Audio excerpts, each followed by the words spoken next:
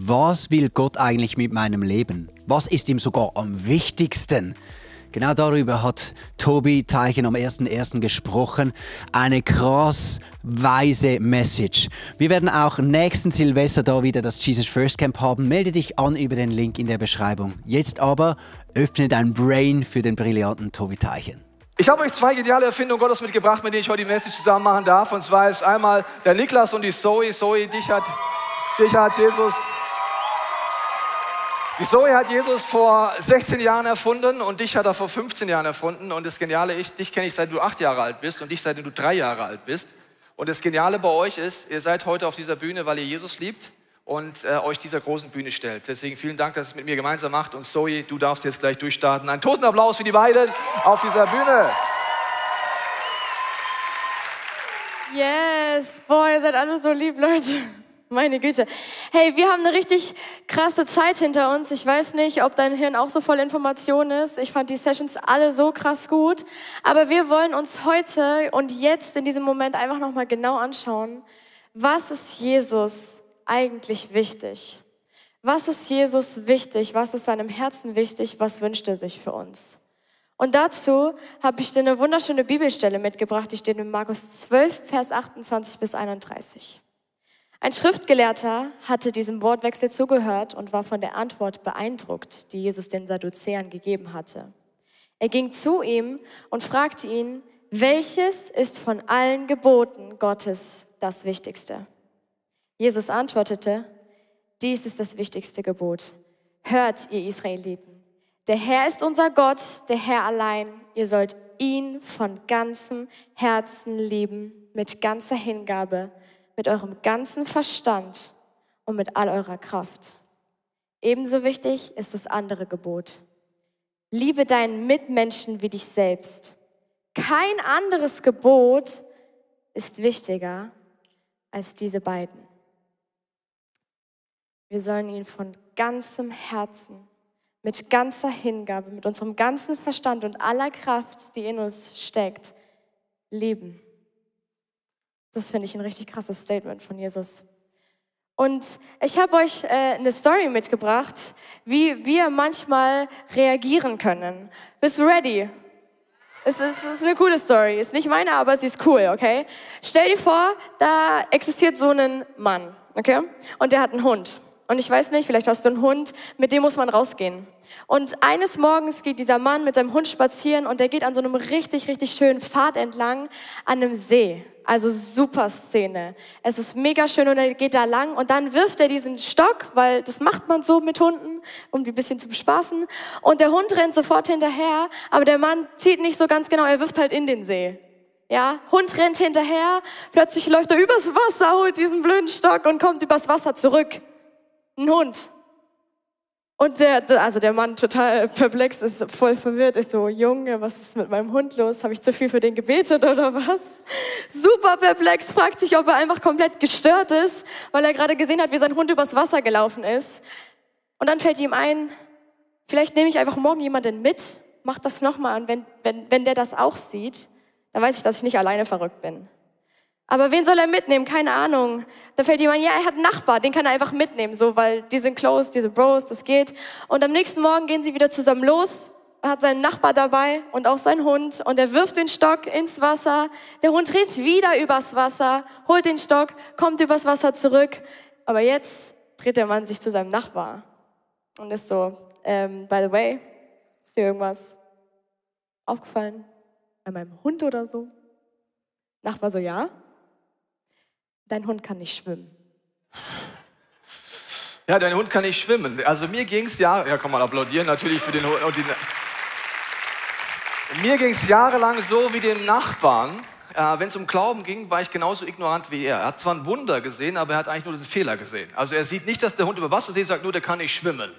Er hat immer den Fehler gesehen und hat das gesehen, was nicht funktioniert und auch den Glauben hinterfragt und war gar nicht offen dafür, dass Gott etwas Übernatürliches tun kann. Und ich habe jahrelang ein Missverständnis mit mir rumgetragen und ich möchte verhindern, dass du dieses Missverständnis jahrelang mit dir rumträgst. Ich sage dir, was das Missverständnis war. Ich habe gedacht, ich war zwar gläubig, aber ich habe Jesus nicht geglaubt. Ich war gläubig, aber ich habe Jesus nicht wirklich geglaubt. Ich habe Aussagen von Jesus gelesen in der Bibel und habe mir gedacht, okay, also ich glaube sie aber nicht. Zum Beispiel sagt Jesus, wenn du dein Leben gewinnen willst, musst du es verlieren. Wenn du um meinen Namen verlierst, wirst du es gewinnen. Ich habe gedacht, wenn ich es verliere, habe ich es verloren. Und so habe ich gelebt. Das heißt, ich sehe Gebote von Gott, die widersprechen meiner Meinung, die widersprechen meiner Altersstufe, die widersprechen meinem 19-jährigen Kollegen, als ich damals auf der Suche nach Gott war. Und ich habe gemerkt, ja, ich vertraue eigentlich Jesus nicht. Ich habe ihn eher behandelt wie so einen alten Opa, der nichts mitkriegt, der so Alzheimer hat im Rollstuhl. Das bedeutete, wenn ich ein Problem habe, habe ich den Opa reingeholt in mein Leben. Das nannte ich dann Gebet. So, Vater, Oppi, komm her. Ich hätte ein Problem, kannst du mir helfen, hast du mal 50 €. Okay, gut.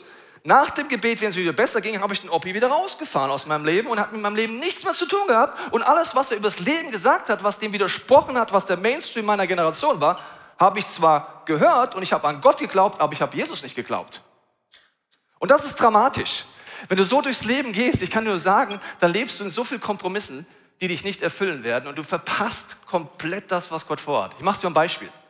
Ich habe zum Beispiel in der Kirche eine Regel gehört, dass Sex in die Ehe gehört. Und dann habe ich gedacht, ja, dann habe ich den Pfarrer gefragt, kannst du mir ganz klar in der Bibel sagen, wo da steht, dass Sex in die Ehe gehört? Kann ich dir schon zeigen. In der Bibel heißt es in 10 Geboten, du sollst die Ehe nicht brechen. Das Wort Na'ab heißt in Hebräisch kein Sex außerhalb der Ehe. Mist. Steht da ja wirklich. Bis dahin dachte ich irgendwie so mit irgendwelchen Professoren, die mir irgendwie erklären können, dass da nicht steht. Das steht da nicht. Auf einmal steht's da. Aber ich glaube nicht, dass Gott es gut mit mir meint. Was heißt, ich suche ständig die Lücke. Ich tue ständig einen Weg, wie ich doch noch sündigen kann. Also habe ich überlegt, wie weit darf man denn dann gehen, bevor man die Ehe bricht? Ja, also wenn du so das Girl deiner Träume hast, ja, und denkst, die ist heiß, die ist fresh, die erotische Liebe kommt rein und denkst du, ja, wie weit darf ich gehen, dass ich noch nicht Sex außerhalb der Ehe habe? Ja? Was für eine behinderte Idee. Aber gut, also wie weit darf ich gehen? Das wäre so, wie weit darf ich gehen, dass ich hier noch nicht runterfalle, nur an der Kante balanciere, total entspannt, aber auf keinen Fall runterfalle. So habe ich dann gelebt. Dann habe ich mich gefragt, wie weit denkst du bei? Ja, darf man die Bikini-Zone anfassen, ja oder nein? Darf man da drüber gehen, ja oder nein? Und es war so anstrengend, weil ich immer hier vorne, ja, immer an der Grenze dachte, oh, Christian ist total entspannt. Wie weit darf man gehen? Irgendwann kommt so ein Blitzgedanke im Worship, wo Gott mir die Frage stellt, mein Sohn, warum machst du es bei diesem Gebot so und bei anderen nicht? Sag ich, was meinst du damit? Ja, machst du es auch bei dem Gebot, du sollst nicht töten? Wie weit kann ich gehen, dass ich jemanden noch nicht töte, nur quäle und so ein bisschen folter, aber ihn noch nicht töte? Gott, wie weit darf ich gehen? Da würde jeder sagen, Junge, du gehörst in die Psychiatrie, aber nicht mehr auf die Straße. Aber bei Geboten, die ich nicht so gesehen habe, habe ich an Jesus geglaubt, aber ich habe ihm nicht geglaubt, was er gesagt hat. Und deswegen war mein Leben total stressig. Immer so halb in der Welt und halb in der Kirche. Und dann irgendwann habe ich gemerkt, dass Gott sagt, Junge, hör mal auf damit. Ich habe so viel mehr.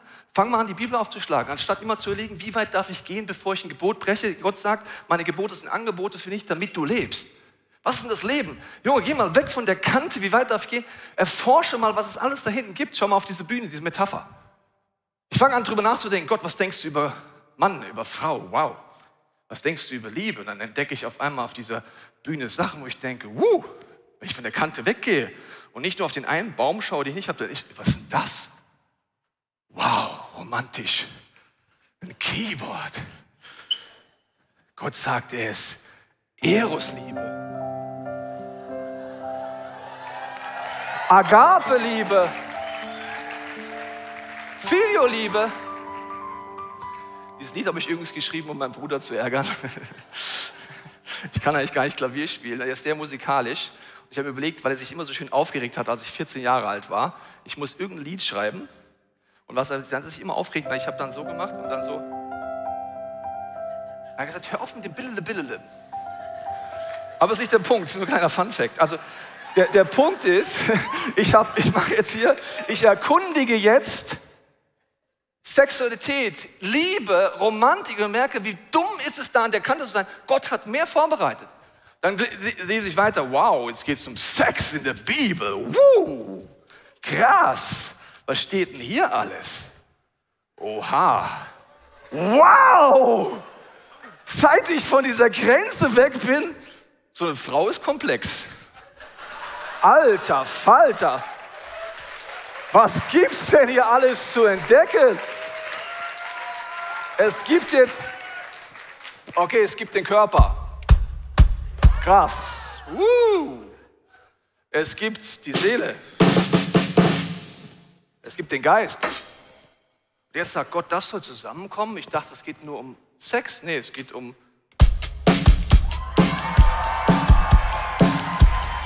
Dann lese ich weiter, denke mir, Gott sei Dank bin ich nicht mehr an dieser hobbylosen Grenze da vorne. Ich wusste gar nicht, was es hier alles gibt. Und dann lese ich Sprüche 5. Oha. Wer weiß, was da steht? Freue dich an der Frau, die du geheiratet und berausche dich an ihren Brüsten. What? Gott sei Dank bin ich nicht mehr da vorne. Es gibt Brüste.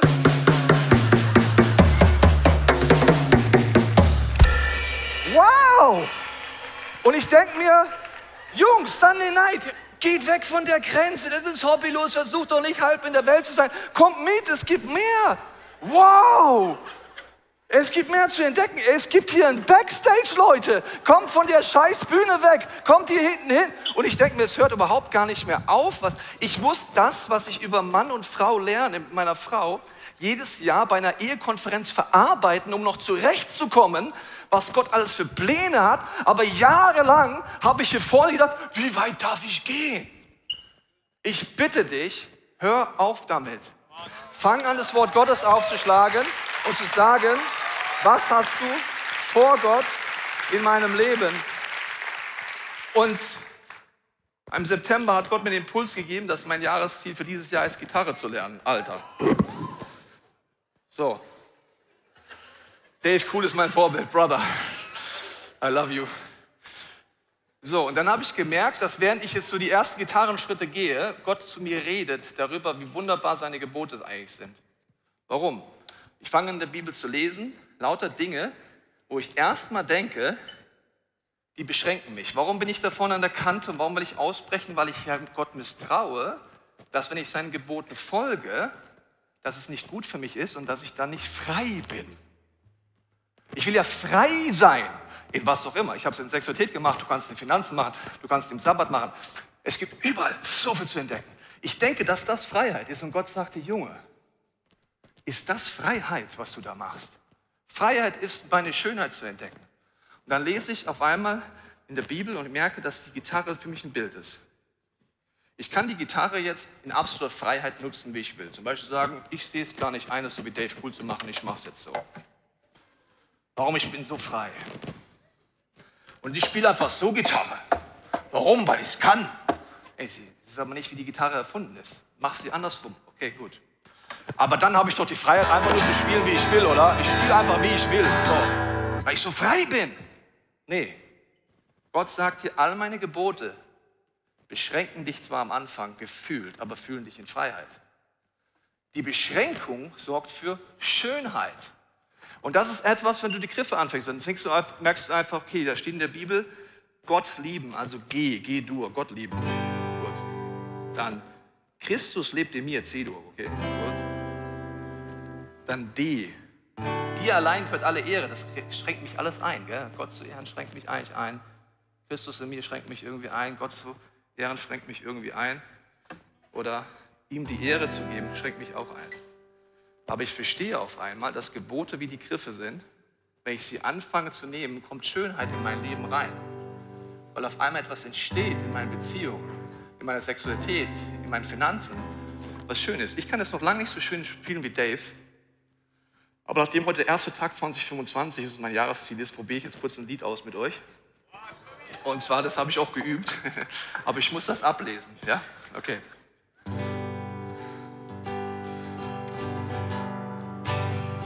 I love you, Lord,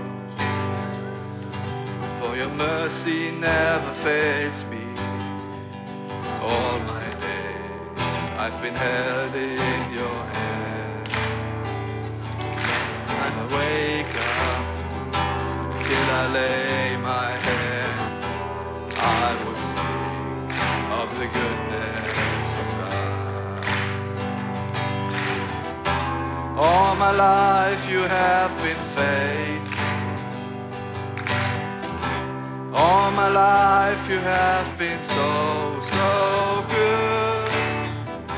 And every breath that I am making, I will sing of the goodness of God.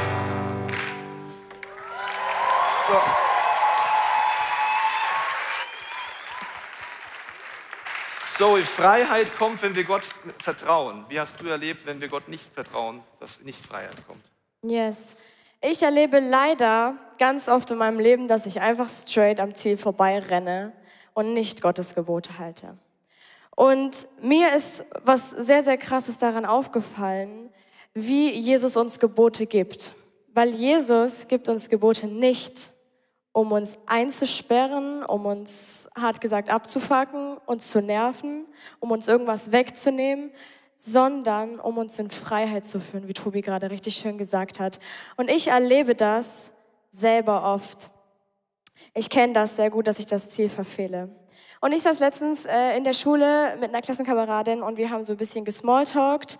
Und ich habe mit ihr geredet und ich hatte das Gefühl, ich komme nicht so richtig an sie ran. Und irgendwie ist es kein gutes Gespräch gewesen und es war nicht tief. Und ich wollte ihr voll gerne von Jesus erzählen, aber irgendwie hat es nicht geklappt. Und irgendwann sind wir an dem Punkt im Gespräch angelangt, wo sie anfängt, über eine Person abzulästern. Und sie fängt an, über diese Person zu reden und es wird immer schlimmer. Und sie sagt so schlimme und schlechte Sachen über sie. Und in meinem Kopf kommt so eine krasse Unsicherheit rein, weil ich eigentlich weiß, dass es gerade nicht gut ist und dass es nicht Gottes Plan ist, schlecht über andere zu reden und zu denken. Aber ich war so unsicher in dem Moment, dass ich irgendwann einfach angefangen habe, mitzureden. Ich habe angefangen, mit über diese Person schlecht zu reden und sie schlecht zu machen, weil ich so unsicher war und ich dann endlich das Gefühl hatte, jetzt hört sie mir wenigstens zu. Jetzt, wo ich ablässt, hört sie mir wenigstens zu. Und ich stehe nach diesem Gespräch auf und Selbstanklage kommt rein. Minderwert kommt rein. Schlechtes Gewissen kommt rein. Und in dem Moment realisiere ich, dass Jesus sich für uns wünscht, dass wir die Konsequenzen der Sünde nicht tragen müssen. Dass wir dieses schlechte Gewissen, dass wir diese ekelhaften Gefühle nicht fühlen müssen, weil er weiß, wie es sich anfühlt, einen Haufen Sünde zu tragen. Und diese ganze Selbstanklage, dieses schlechte Gewissen und diese Unsicherheit haben mich so krass gefangen genommen in diesem Moment, obwohl es sich im ersten Moment echt frei angefühlt hat. Ich konnte einfach sagen, worauf ich gerade wirklich Bock habe, was ich will. Eigentlich Freiheit. Ich habe einfach gesagt, was ich will. Es juckt mich nicht. Aber im anderen Moment war mein Herz so heftig krass gefangen in diesen Lügen und in diesem schlechten Gewissen. Und ich war vor einiger Zeit bei einem christlichen Camp und da ging es mir ähnlich.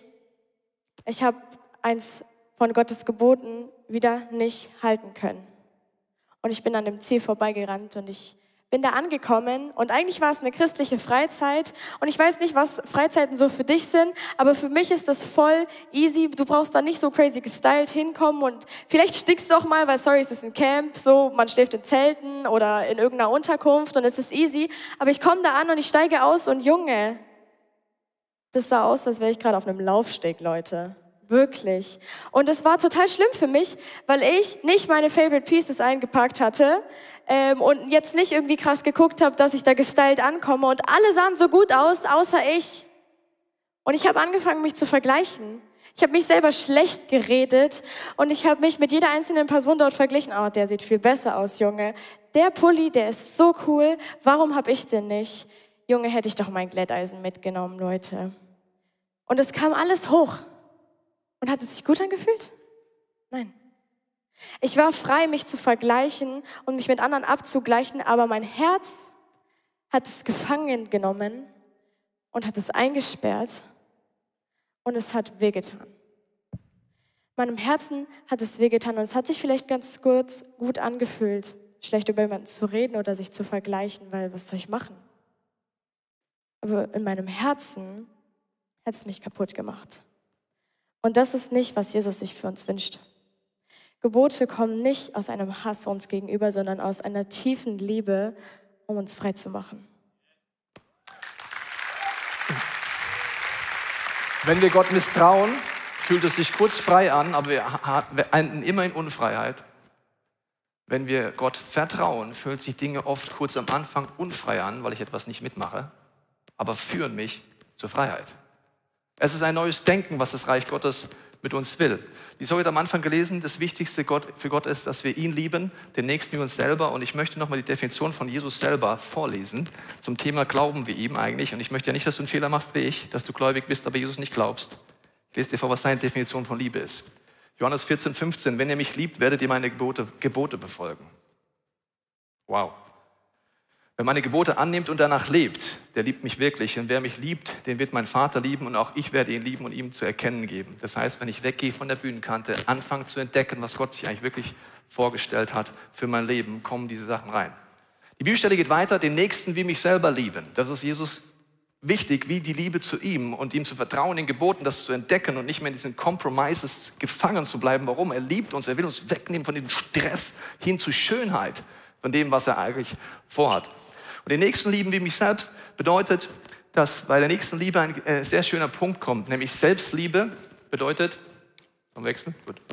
Selbstliebe bedeutet, dass ich Dinge entdecke, die Gott in mich reingelegt hat. Was meine ich damit? Gesunde Identität kommt dadurch, dass du erkennst, wie der Vater dich gemacht hat im Himmel und du sein Wesen in dir entdeckst.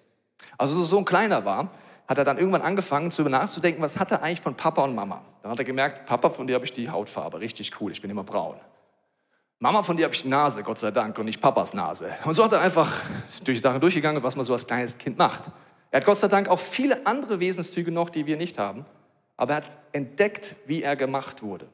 Wenn du entdeckst, wie Gott dich gemacht hast, wirst du an, dich selber zu lieben und deinen Nächsten fängst du an zu lieben, wenn du Gott in ihm erkennst, weil Jesus sagt, er ist so groß, so breit, dass er dir nicht nur in einer persönlichen Gottesbeziehung begegnen will, die ist faszinierend, sondern er will dir begegnen, weil er seine Gaben und seine Fülle auf alle verteilt hat.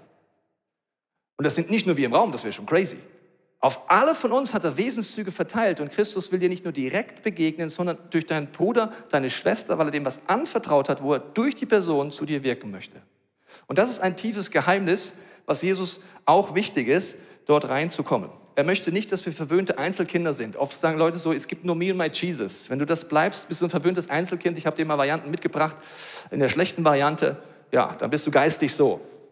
Me and my Jesus, we alone, nobody else, yeah. Aber Gott möchte nicht, dass du stehen bleibst, sondern dass du in Gemeinschaft bist. Und das sind auch Dinge, wo wir Gott misstrauen, weil er Dinge sagt, wo wir ihm oft nicht glauben, dass das, was er sagt, gut ist. Ich lese dir mal eine Stelle vor, 1. Petrus 2,5. Lasst euch auch als lebendige Steine zu einem geistigen Haus aufbauen, dann könnt ihr Gott als seine Priester dienen und ihm Opfer bringen, die der Heilige Geist in eurem Leben gewirkt hat. Weil ihr zu Jesus Christus gehört, nimmt Gott diese Opfer an. Glauben wir Jesus, dass das stimmt? Das würde bedeuten, nicht nur me and my Jesus und ich bin auf der ganzen Welt vernetzt, sondern ich lasse mich einbauen in der Kirche, ich lasse mich einbauen in Teams, ich lasse mich einbauen in eine Small Group und ich gehe in verbindliche Beziehungen rein. Die fühlen sich aber so unfrei an. Weißt du noch, auf was hinausläuft? Es fühlt sich oft unfrei an, in Beziehungen und in Gemeinschaft zu sein. Es wäre doch so viel freier, anders zu sein. Aber Gott sagt, vertrau mir, dadurch passieren Dinge, die absolut gewaltig sind. Nämlich, dass in Gemeinschaft Gott dir begegnet, Jesus in der Mitte ist und ich auf dieser anderen Seite bin und erlebe, dass wir uns bei Jesus treffen, kann ich durch das Jesus dich tiefer erkennen, was hat Gott in dich reingelegt, das gemeinsam mit Gott rausbringen und wir fangen an, in Gemeinschaft zu leben. Niklas, wie hast du das erlebt? Genau, ich war sehr schüchtern, als ich jünger war, eigentlich bis vor einem Jahr und ich glaube, du hast an meiner Stimme, dass es heute nicht mehr so ist. Genau, ich habe damals eine Lüge geglaubt. Ich hatte einen Sprachfehler und ich habe stark gelispelt. Ich weiß nicht, ob du weißt, was Lispeln ist. Ich kann mal versuchen, das nochmal so ein bisschen nachzumachen. Und zwar ist es, wenn du nicht richtig aussprechen kannst. Und dann ist es einfach schwierig, so klare Sätze zu formulieren. Und ich habe wirklich gemerkt, wie in mein Leben dann irgendwann so eine Lüge gekommen ist, wo ich geglaubt habe, ich bin ein Fehler. Irgendwas ist falsch mit mir und ich bin einfach nicht richtig. Und das Gute ist, ich bin da nicht stehen geblieben.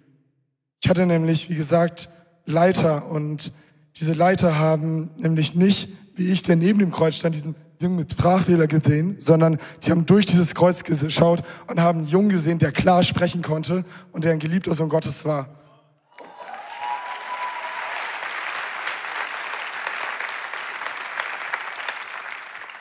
Und ohne meine Leiter wäre das nicht gewesen, weil sie haben in mir was gesehen, was ich selber mir nicht sehen konnte. Und erst durch sie konnte ich irgendwann selber diese Identität als geliebten Sohn Gottes annehmen. Und selbst in der Bibel steht das, und nämlich in Sprüche 27,17 steht, Eisen schleift man mit Eisen und einen Mann schleift der Umgang mit seinem Freund. Wie stark ist das? Hey, du kannst einfach wirklich so, wenn ich keine Freunde habe, dann wäre das einfach nicht da gewesen. Wäre meine Leiter nicht da gewesen und hätten mir Playfields gegeben auf der Bühne, wo ich eigentlich gedacht hätte, das mache ich nie, dann würde ich nicht hier stehen. Dann würde ich immer noch denken, ich bin ein Fehler. Und wirklich, Gott hat mich so krass aus dieser Identität, dass ich dachte, ich bin ein Fehler, rausgeholt. Und er hat gesagt, hey, du bist kein Fehler, du bist ein geliebtes Kind Gottes und du bist perfekt geschaffen, so wie du bist. Und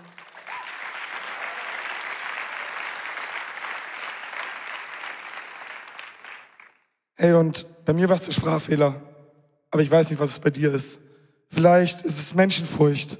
Vielleicht ist es, dass du denkst, du bist nicht hübsch genug. Oder du bist nicht sportlich genug, um deinen Traum zu erfüllen. Weil ich glaube, Jesus hat in jeden von uns eine Passion reingelegt, die wir leben sollen. Und wenn ich in dieser Lüge lebe, dann kann ich meine Passion nicht richtig ausleben. Das heißt, ich glaube, jeder hat Lügen in seinem Leben, die dich davon abhalten, deine Passion auszuleben. Und mittlerweile ist es richtig schön, weil ich darf jetzt selber eine Jungsgruppe leiten. Die sind 13, 14 Jahre alt und es ist so schön, weil ich einfach ihnen das geben darf, was ich empfangen habe damals.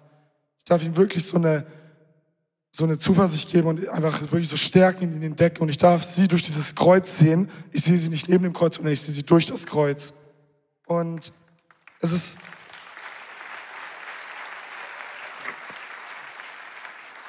Muss man sich erst gewöhnen, wenn immer applaudiert wird. Man will immer weitermachen, aber genau. Und nicht nur, dass ich in ihnen was sehen darf, sondern genau dadurch sehe ich auch wieder, was Gott in mich hineingelegt hat. Weil wenn ich sehe, was Gott in diese Jungs reingelegt hat, im Alter von 13, 14 Jahren, dann sehe ich auch, was Gott noch alles in mich hineingelegt hat. Weil ich sehe, dass Gott so einen krassen Plan mit diesen Jungs hat, dann weiß ich auch, dass er einen krassen Plan mit mir hat. Amen. Preach it, brother. Preach it. Sehr schön. Gott zu lieben bedeutet, seine Gebote zu halten, weg von der Kompromisslinie hin ins Entdecken, Erforschen. Gott, was hast du vor? Wie hast du es dir gedacht? Wort Gottes aufschlagen. Nicht mit dem Mainstream zu gehen, der ist so hobbylos und so langweilig. Hin zu dem, was Gott vorhat. Den Nächsten wie mich selber lieben, heißt es, ich lasse mich einbauen in der Church, in Small Groups, in Teams und in dieser Reibung, die da ist, fängt an Christus durch mich zu wirken. Und damit möchte ich schließen. Er sagt noch etwas, was die Mehrheit der Gläubigen nicht wirklich glaubt, obwohl sie an Jesus glauben. Seid ihr bereit? Da heißt es nämlich, er sagt, dass wir ein Körper sind, ein Leib sind, der sich gegenseitig braucht. Es heißt in Römer 12, wir bilden alle den Leib von Christus. Jeder Einzelne ist auf den anderen angewiesen. Es gibt so viele Leute, die sagen, es stimmt nicht. Ich brauche niemanden. Doch, wir sind aufeinander angewiesen. Und er sagt, diese verlorene Welt wird dann gerettet, wenn jung und alt, Männer und Frauen, alle gemeinsam sich einbauen lassen von dem Chef Jesus Christus auf die Position, die er sitzt und anfängt, diese Welt zu erreichen. Es heißt in der Bibel dazu, dass man nicht sagen kann, ich brauche dich nicht. Und damit möchte ich schließen mit diesem Bild von der Gitarre, weil der Leib funktioniert nicht, wenn er nur einen Teil hat. Die Bibel sagt dir, wie soll ein Leib nur aus Augen bestehen? Was soll der machen? Wie soll ein Leib nur aus Armen bestehen? Wie soll der machen? Und so ist es auch bei dieser Gitarre. Die Schönheit kommt durch die Gebote, aber die Schönheit kommt auch, dass mein Leib anfängt, das zu bedienen. Stell dir mal vor, nur meine Augen hätten jetzt Bock, Gitarre zu spielen.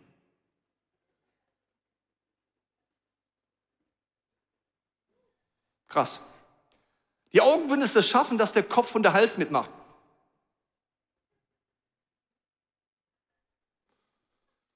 Die Augen und der Hals und der Kopf würden mitkriegen, dass der Arm mitmacht.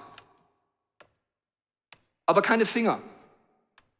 Ein bisschen, wie soll man sagen, also wie so ein epileptischer Anfall fast. Also der Leib hat keine Kraft, wenn er nicht zusammenhält und wenn nicht jeder seine Position hat. Wenn der Finger sagt, ich habe keine Lust, heute einen Griff zu greifen, ich möchte lieber Auge sein.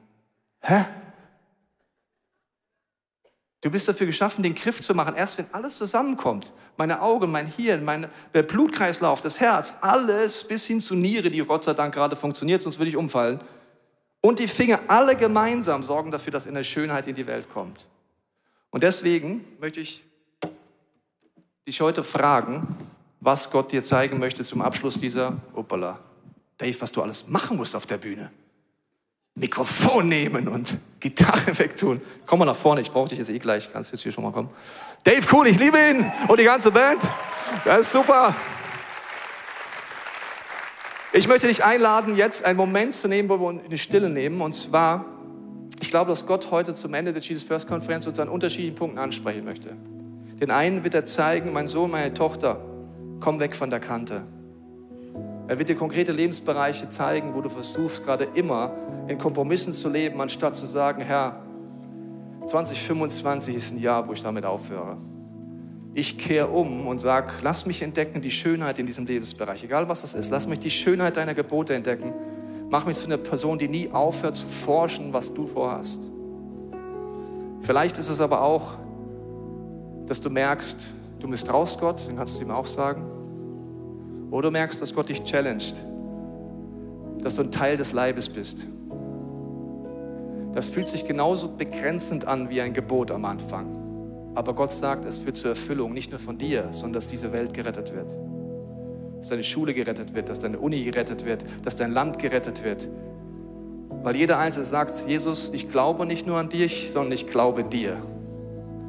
Und wenn du sagst, ich soll ein Teil des Leibes sein, wenn du sagst, ich soll ein lebendiger Baustein sein, der sich einbauen lässt, dann mag es sich kurz unfrei anfühlen, aber ich vertraue dir und ich mache es jetzt einfach. Wir beten wirklich, dass diese Messages dich berühren und dir helfen, Jesus nachzufolgen. Darum machen wir auch jedes Jahr wieder ein Jesus First Camp. Melde dich an, komm hin und lerne selber auch in deiner Church Jesus nachzufolgen von ganzem Herzen. Hier noch ein paar Bilder vom letzten Jahr. Wir freuen uns, wenn du dabei bist.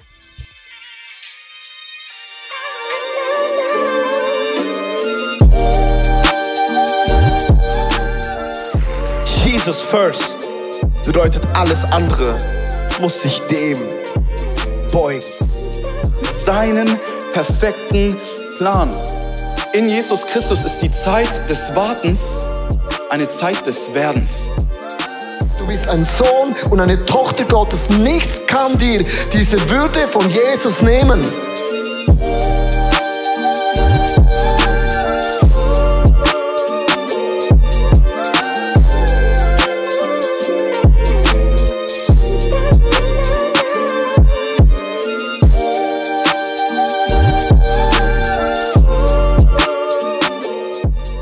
Wenn du das möchtest, wenn du sagst, ich bin da und ich möchte werden wie dieser Jesus, ich möchte ihm nachfolgen, dann hast du in deinem Leben 2 Ziele.